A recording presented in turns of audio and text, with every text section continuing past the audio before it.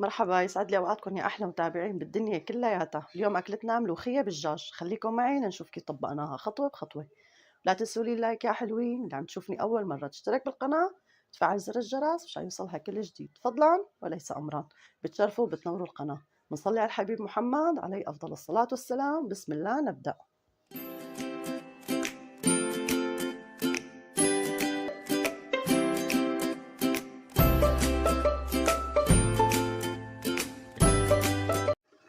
عندي هون شويه زيت بلدي ومعلقه سمنه.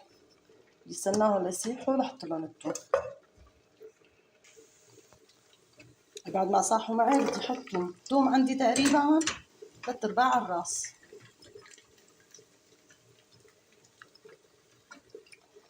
كمان شرحات.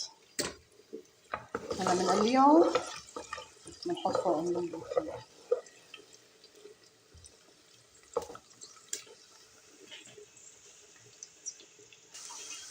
هلا هيك تقلوا معي الثومات. بحط الملوخية شوي شوي. طبعا أنا غاسلتها منيح منيح بالمي والملح. ناشرتها صار لي يومين.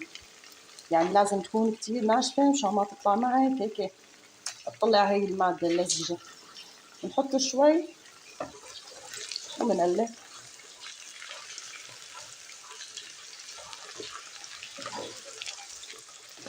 بس يتقلوا هدول برد بحط الدفعة الثانية.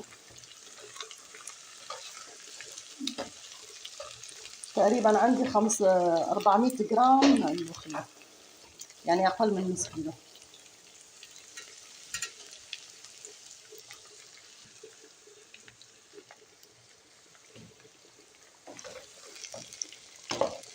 بنقليهم.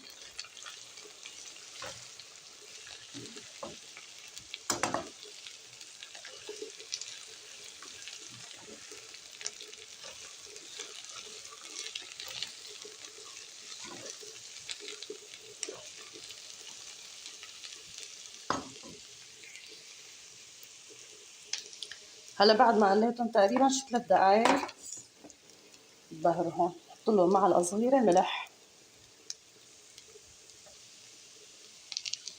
ورشة صغيرة كاري.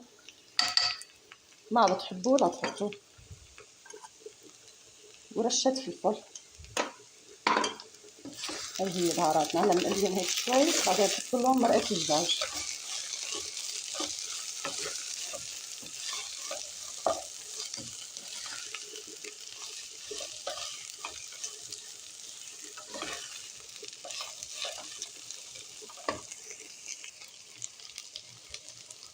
أنا عم بسلق الدجاج على جنب. بحط لهم تقريبا كبجايتين صغار. هيك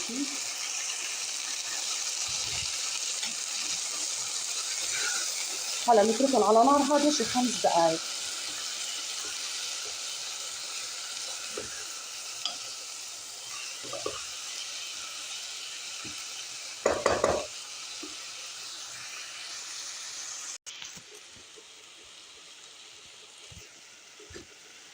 عندي هون شوية دجاج. طبعا أنا عم بطبخ طبخة تانية، يعني عم بسلق الدجاج ورز وملوخية.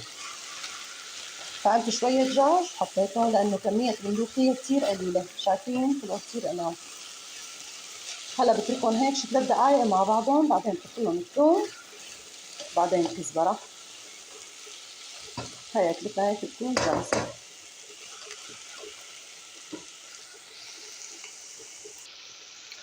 هون تقريبا استوت عندي الملوخية. بدها شي 3 دقايق على الغاز. فلذلك بحط لها هلا معلقة ثوم مطحون. بتركهم هيك مع بعضهم دقيقتين 3. آخر شي بنطفي عليها وبنحط الكزبرة.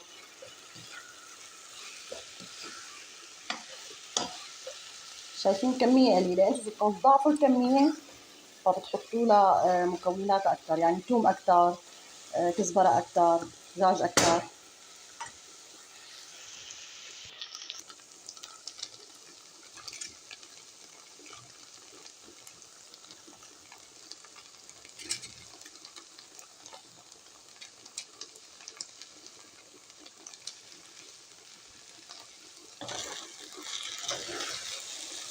هلا بنقلبها تقليبتين بنطفي الغاز. هاي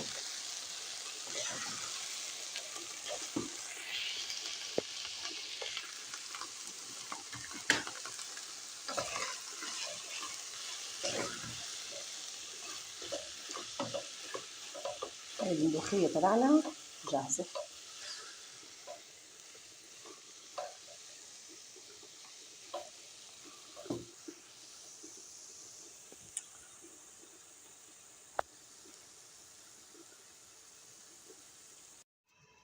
وهي سفرتي لليوم.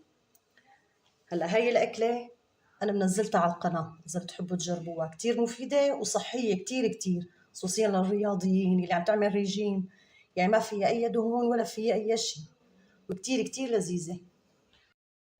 وهيك طبختنا جاهزة، بتمنى تكون عجبتكم، واكتبوا لي رأيكم فيها بالتعليقات، ولا تنسوا لي اللايك، وبرحب بالمشتركين الجداد بقول لهم يا ميت أهلا وسهلا فيهم، شرفوا ونوروا القناة، وإن شاء الله القناة تطلع تحسن ظنكم. شكرا لكم، شكرا لوقتكم، نلتقي في فيديو جديد إن شاء الله برعاية الله وألا